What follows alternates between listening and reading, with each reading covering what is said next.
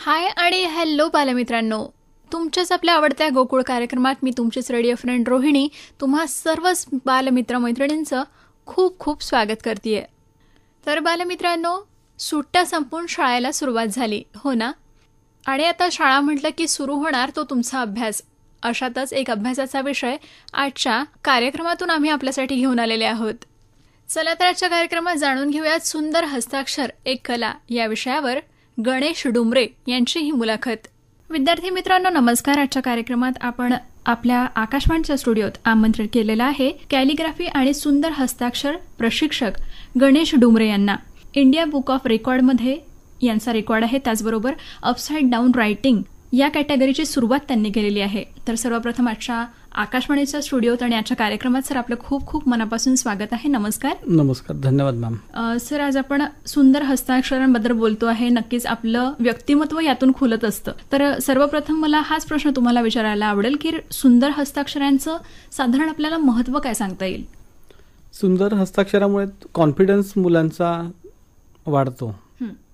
सगळ्यात महत्वाचं आहे म्हणजे सुंदर हस्ताक्षर हा शिक्षणाचा दागिना आहे. बरोबर. हस्ताक्षर जर का सुंदर असतील तर शिक्षणामध्ये मुलांना आवडही निर्माण होते. कारण प्रत्येक वेळी जर का बरोबर रायटिंग नसेल तर त्यांना टीचरकडनं नेहमी रिमार्क्स असतात त्यांना रायटिंग इम्प्रूव्ह करण्यासाठी. बरोबर. जर का त्यांची रायटिंग जर का चांगली असेल तर त्यांना कधीच टीचर रागवणार आहे, त्यांना अप्रिशिएट करतील तर त्यांचा तो कॉन्फिडन्स लेवल परत वाढणार. त्यामुळे शिक्षणात आवड निर्माण होऊन ते शिक्षणामध्ये पुढे जातील. नक्की. तर साधारण आज आपण हस्ताक्षरांबद्दल बोलतोय तर व्यक्तिमत्वाचा आणि हस्ताक्षरांचा खूपच जवळचा असा संबंध आहे. बरोबर. तर आपल्या व्यक्तिमत्वाचा विकास आपल्या हस्ताक्षरांमधून कसा होतो याबद्दल तुम्ही काय सांगाल? बघा, सुंदर हस्ताक्षरामुळे तो व्यक्ती हा पॉझिटिव्हच विचार करेल. कारण त्याला प्रत्येक वेळेस अप्रिशिएट केलं जाईल. त्याचप्रमाणे जी एक्झाम होते, परीक्षा होते, त्या परीक्षेमध्येही त्याला त्याचं रायटिंग बघून त्याला मार्क्सही चांगले मिळतील. त्यामुळे त्याला जे आहे तो कॉन्फिडन्स एवढा जास्त राहतो की नाही म्हणजे मी लिहिल्यानंतर माझं रायटिंग हे सुंदर असतंच. त्याचबरोबर मी अभ्यास केल्यानंतर जे मी लिहिणार ते सुंदरच लिहिणार. त्यामुळे जे माझे पेपर्स चेक होतील त्यामध्ये मला स्कोअर चांगलाच मिळणार. अशा प्रकारे त्याला तो एक कॉन्फिडन्स येईलच. अच्छा. म्हणजेच आपल्या या विद्यार्थ्यांमध्ये त्यांच्या व्यक्तिमत्वामध्ये विकास घडवण्याचं काम तुम्ही करता सर. तर एक साधारण मला तुम्हाला एक प्रश्न असा विचारावा वाटतोय की तुम्ही स्वतः हस्ताक्षर सुंदर कसे करायचे किंवा कॅलिग्राफी हा जो विषय आहे याचे तुम्ही स्वतः प्रशिक्षक आहात. तर ही संकल्पना तुम्हाला कशी काय सुचली आणि याचा प्रवास पुढे कसा काय तुम्ही केलात? मी आधी जॉब करायचो त्यावेळी म्हणजे माझे जे कलिग्स होते ते माझ्यापेक्षा मोठे होते आणि मी या क्षेत्रामध्ये आलो 2012 पासून. अच्छा. तर त्यावेळेस काय व्हायचं की कधी आम्ही बसलेलो असताना विषय निघायचाच की नाही आज पीटीएम मध्ये टीचरने सांगितलं की रायटिंग चांगली नाही आणि अशा बऱ्याचशा गोष्टी होते. इव्हन मी ज्या एरियामध्ये राहतो तिथेही मुलांचे रायटिंग चांगले नव्हते. इव्हन मी मी ज्यावेळेस शिकत होतो त्यावेळेस माझ्या फ्रेंड्सचे रायटिंग चांगले नव्हते. तर त्यांना ते कुठेतरी निग्लेक्ट व्हायचं की माझं रायटिंग चांगलं नाही त्यामुळे माझे स्कोअर वाढतच नाही. आणि जॉबमध्ये मला ते सॅटिस्फॅक्शन होतं. मग मी विचार केला की नाही ही भविष्यामध्ये गरज राहणार आहे. त्यामुळे मी 1 वर्ष घालवून खूप सारे मी स्पेसिमेन्स गोळा केले. त्यावर मी स्टडी केलं की ते रायटिंग जे पुअर रायटिंग आहे ते इम्प्रूव्ह कसं करता येईल. तो एक स्टडी केला. त्यामधनं ती रायटिंग किती लवकरात लवकर सुधारवता येईल त्या प्रकारे मी एक टेक्निक तयार केली आणि या क्षेत्रामध्ये आलो. अच्छा. मग आता तुम्ही म्हणजे वैयक्तिक पातळीवर तुम्ही ही गोष्ट सुरुवात करण्याचा विचार केलात आणि पुढे त्याला तुम्ही पूर्णत्वासही नेलं. तर मला तुम्हाला असं विचारावं वाटतं की आता हे जे प्रशिक्षण तुम्ही तुमच्या विद्यार्थ्यांना देता तर त्यांचं हस्ताक्षर सुंदर सुबक बनविण्यासाठी तुम्ही त्यांना कशा प्रकारचं प्रशिक्षण देता? सगळ्यात महत्वाचं असतं की पेन्सिल ही ग्रिप कशी करायची. सुरुवात तिथनं होते. म्हणजे बरेचदा मी बघतो आहे की राईट हँडेड स्टुडंट सुद्धा व्यवस्थित पकडत नाही. लेफ्ट हँडेड स्टुडंटमध्ये हुक पॅटर्न मध्ये लिहितात. हुक पॅटर्न म्हणजे उलट दिशेने पेन जातो. बरोबर.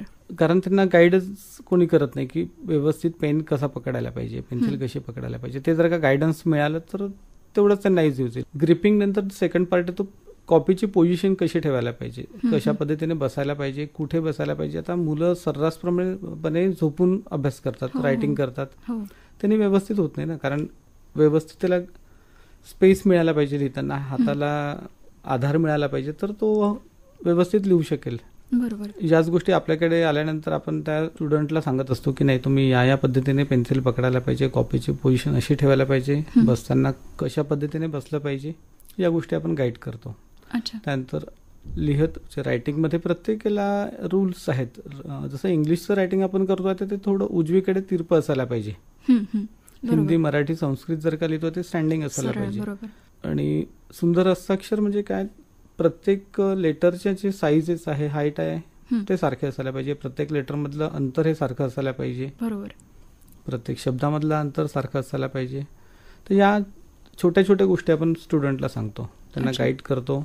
मग तुमच्याकडे या सगळ्या गोष्टींचं असं काही आकृतीबद्ध असं काही रचना आहे का? असं काहीच नाही, कारण प्रत्येकाला म्हणजे लाईक काही मुलांना 3 लाईन्स कॉपी असतं, काहींना 4 लाईन कॉपी असतं, काही 1 लाईन मध्ये लिहितात. आपण ज्या ज्या वयाप्रमाणे मुलं असतात, ज्यांना ज्या ज्या कॉपीज स्कूलमध्ये अवेलेबल होतं त्याप्रमाणे आपण त्यांना शिकवत असतो. बरोबर. सर, साधारण एक गोष्ट मला अशी विचारायची वाटते की मुलं जेव्हा लहान असतात तेव्हापासून त्यांच्यामध्ये ही अक्षरांचा जो विकास असतो तो घडत असतो, जर तो प्रॉपर पद्धतीने, म्हणजे जर त्यांना सांगणारे व्यवस्थित कोणी असतील तर त्या पद्धतीने त्यांच्यामध्ये ते घडत जाते.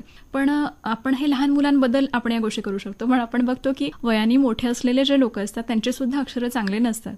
तर त्यांच्यावर ह्या गोष्टीचा आपल्याला परिणाम पाहायला मिळतो का? म्हणजे आता तुम्ही प्रशिक्षक आहात तर तुमच्याकडे असे लोक येतात का की ज्यांची हँडरायटिंग चांगली नाही आहे आणि साधारण त्यांना असं वाटतं की ही तर सुधरूच शकणार नाही आहे, किंवा ज्यांनी म्हणजे एक होपच त्यांनी सोडलेली आहे की हे असंच असणार शेवटपर्यंत, किंवा काही असे विद्यार्थी पण असतील, तर याबद्दलचा तुमचा अनुभव काय आहे? बघा, हँडरायटिंग म्हणजे हस्ताक्षर जो हा प्रॉब्लेम सगळ्यांचाच आहे, छोटे मुलंच नाही मोठ्यांनाही हा प्रॉब्लेम आहे.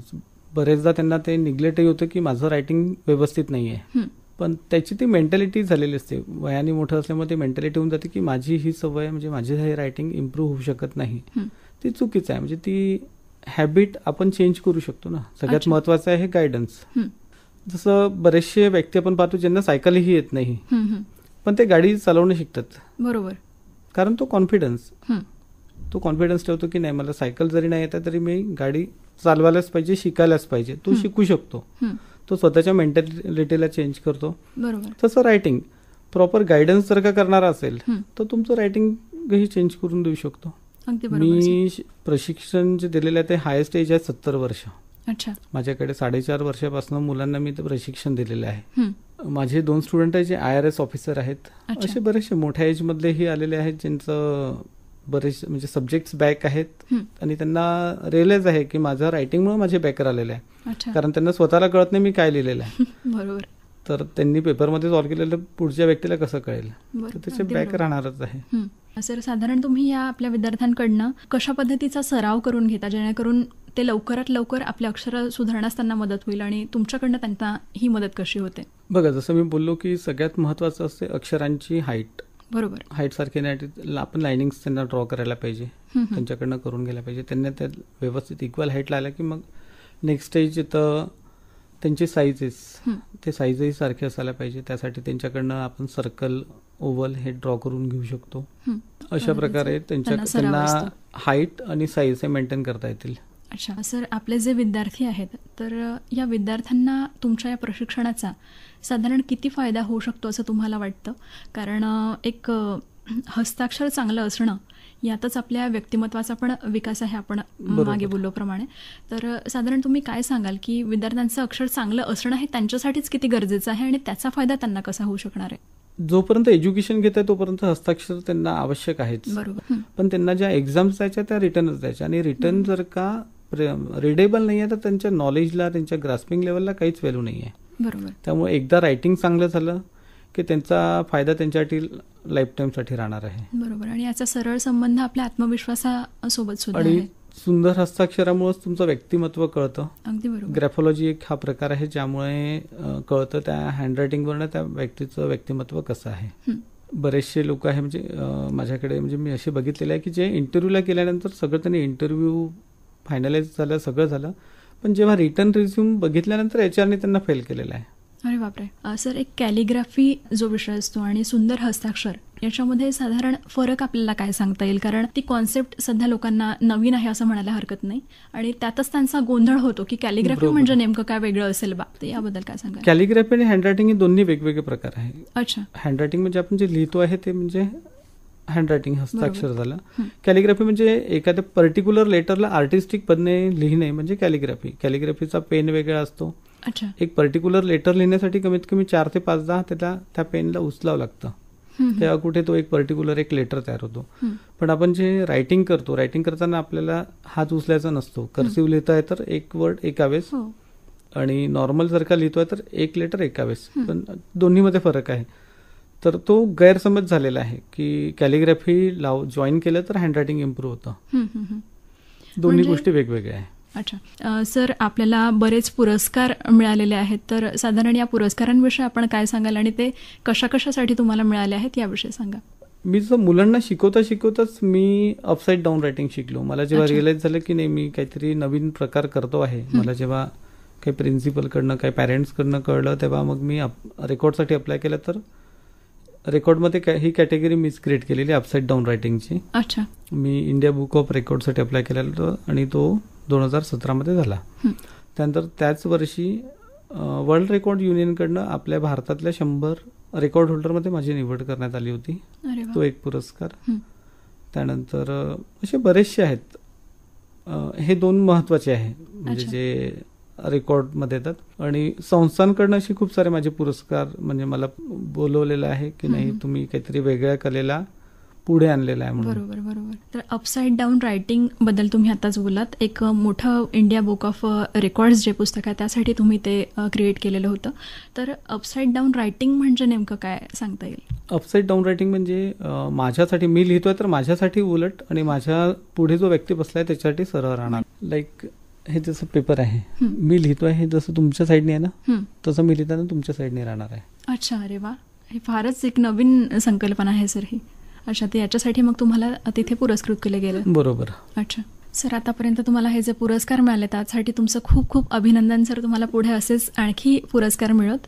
सर, ते शेवटी तुम्हाला एक प्रश्न असा विचारावा वाटतोय. आपले बरेच विद्यार्थी ग्रामीण भागातून पण असतात आणि त्यांना सुद्धा अक्षरं सुधारण्याची गरज आहे. तर तुम्ही अशा विद्यार्थ्यांना काय सांगाल की त्यांनी आपल्या घरी राहून कशा पद्धतीने त्यांना अक्षरं त्यांच्या सुधारवता येतील किंवा सुबक त्यांनी अक्षरं कसे काढावेत जेणेकरून त्या सरावाने ते त्यांचे अक्षरं सुधारू शकतील? सुरुवातीला त्यांनी जसं मराठी जर का त्यांना शिकायचं आहे, मराठीचं रायटिंग जर का छान करायचं तर त्यांनी 2 लाईनचा वापर करायला पाहिजे. अच्छा. आणि डायरेक्टली पेन यूज न करता पेन्सिल यूज करायला पाहिजे. आपण एक प्रिंटेड जरी बघून आपण लिहितो आहे तर तो लेटर कशा पद्धतीने लिहिलेला आहे तो त्यांनी त्या 2 लाईन कॉपीमध्ये त्याच प्रकारे जर का लिहिण्याचा प्रयत्न केला तर तो नक्कीच करेल. आणि एका वेळेस एकाच लेटरची जर का प्रॅक्टिस केली, जर का तो दिवसाला 4 ते 5 लेटर जर का प्रॅक्टिस करतो आहे तरी तो 8-10 दिवसामध्ये सगळ्या लेटर्सची प्रॅक्टिस व्यवस्थितपणे करून आपलं हस्ताक्षर सुधारू शकतो. अच्छा सर, साधारण ज्या रेखाटणाऱ्या ज्या वह्या मिळतात म्हणजे ज्याच्यामध्ये ऑलरेडी अक्षर रेखाटलेले असतात आणि त्याच्यावर तुम्हाला गिरवायचं असतं, त्या गोष्टीचा किती साधारण या पोरांना फायदा होऊ शकतो? नाही, गिरवून जास्त उपयोग होत नाही. कारण ते कसं आहे, त्यांना एक तो माइंडसेट आहे की नाही मला तिथेच ओव्हर राईट करायचं आणि लिहायचं आहे. बेटर आहे जोपर्यंत तो 100% एफर्ट्स टाकत नाही शिकण्यासाठी तोपर्यंत तो शिकू शकत नाही. बरोबर. तर नक्कीच आपल्या ग्रामीण भागातल्या मुलांना तुम्ही जे आता जो सल्ला दिलात त्याचा त्यांना फायदा करून घेता येईल. तर बालमित्रांनो, आजच्या कार्यक्रमात आपण कॅलिग्राफी आणि सुंदर हस्ताक्षर याविषयी जाणून घेतलं.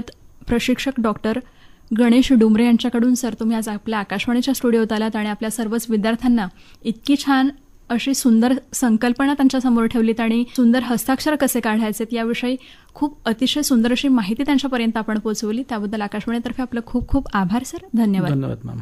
मंडळी, आताच आपण सुंदर हस्ताक्षर एक कला या विषयावर गणेश डुमरे यांची ही मुलाखत ऐकलीत. नक्कीच त्यांनी दिलेली ही माहिती आपल्यासाठी महत्त्वपूर्ण ठरेल आणि आपले हस्ताक्षर सुद्धा त्यांनी जसे सांगितले त्या पद्धतीने सुधारतील. हो ना? चला तर आजच्या कार्यक्रमात इतकंच. पुन्हा भेटूया आपल्याच गोकुळ कार्यक्रमात नवे विषय नव्या माहितीसह, खास तुमच्यासाठी नवनव्या मालिका घेऊन. तोपर्यंत तुमच्याच रेडिओ सखी रोहिणीला द्या रजा. Tata, bye bye.